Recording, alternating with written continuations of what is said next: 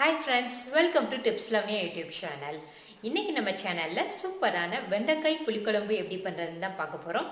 நம்ம சேனல்ல உங்களுக்கு தேவையான டாபிக்ல பிளேலிஸ்ட் கிரியேட் பண்ணியிருக்கோம். லிங்க் டிஸ்கிரிப்ஷன்ல இருக்கு, செக் பண்ணிக்கோங்க. இதுவரைக்கும் நம்ம சேனலை சப்ஸ்கிரைப் பண்ணாம பார்த்துட்டு இருந்தீங்கன்னா சப்ஸ்கிரைப் பண்ணிக்கோங்க. கூடவே பெல் ஐக்கனை கிளிக் பண்ணிக்கோங்க. அப்பதான் நாங்க போடுற வீடியோஸ் உங்களுக்கு நோட்டிஃபிகேஷன்ல வரும். வாங்க வீடியோக்குள்ள போலாம்.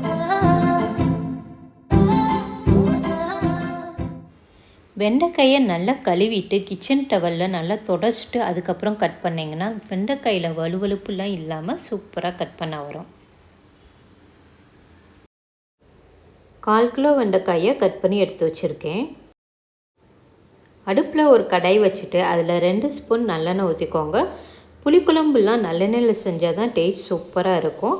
எண்ணெய் காஞ்சதுக்கப்புறமா நம்ம கட் பண்ணி வச்சுருக்கிற வெண்டைக்காயை போட்டு நல்லா வதக்கிக்கோங்க. ஒரு 5 நிமிஷம் வதக்கி விட்டுருக்கோங்க. அப்போ தான் வெண்டைக்காயில் இருக்கக்கூடிய வலுவலுப்பு தன்மையெல்லாம் போகும். இதை வதக்கினதுக்கப்புறமா இதை ஒரு பிளேட்டில் மாற்றிட்டு இதை ஒரு பக்கமாக வச்சிடலாம். அதே கடாயிலே இன்னும் 2 ஸ்பூன் நல்லெண்ணெய் ஊற்றிக்கோங்க. எண்ணெய் நல்லா காஞ்சதுக்கப்புறமா 1/4 ஸ்பூன் வெந்தயம் போட்டு செவக்க விட்டுருங்க. வெந்தயம் செவந்ததுக்கப்புறமா இதில் கொஞ்சோண்டு கருவேப்பிலையை போட்டு தாளிச்சிக்கோங்க. 10 சின்ன வெங்காயத்தை கட் பண்ணி வச்சுருக்கேன், அதையும் போட்டுடலாம். புளிக்குழம்புக்கு நல்லெண்ணெய், சின்ன வெங்காயம் இதெல்லாம் சேர்த்து பண்ணுறப்ப குழம்போட டேஸ்ட் சூப்பராக இருக்கும். 5 பல் பூண்டை போட்டு எல்லாத்தையும் நல்லா வதக்கி விட்டுறலாம். வெங்காயம் பூண்டு எல்லாமே நல்லா வதங்கட்டும்.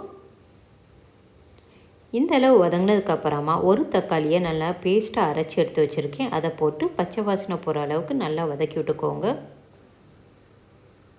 தக்காளியை வதக்கினதுக்கப்புறமா மசாலா பொருட்கள் சேர்த்துடலாம். நான் வீட்டில் அரைச்ச மிளகாய்த்தூள் 2 ஸ்பூன் சேர்த்துக்கிறேன்.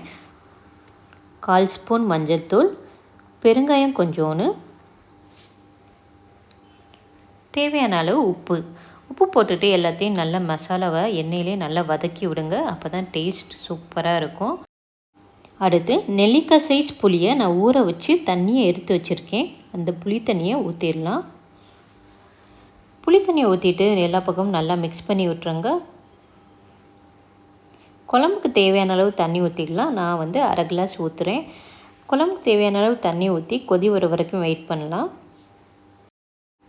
குழம்பு நல்லா கொதிச்சதுக்கப்புறமா வெண்டைக்காயை போட்டு எல்லா பக்கமும் நல்லா மிக்ஸ் பண்ணி விட்டு அடுப்பை சிம்மில் வச்சு மூடியை போட்டு க்ளோஸ் பண்ணி ஒரு 10 நிமிஷம் வேக விட்டுறலாம்.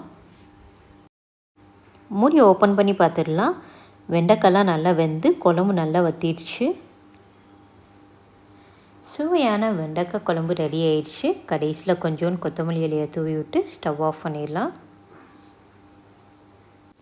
நீங்களும் இதே மாதிரி செஞ்சு பாருங்கள். வெண்டைக்காய் வலுவலுப்பாக இல்லாமல் குழம்பு சூப்பராக டேஸ்ட்டாக இருக்கும்.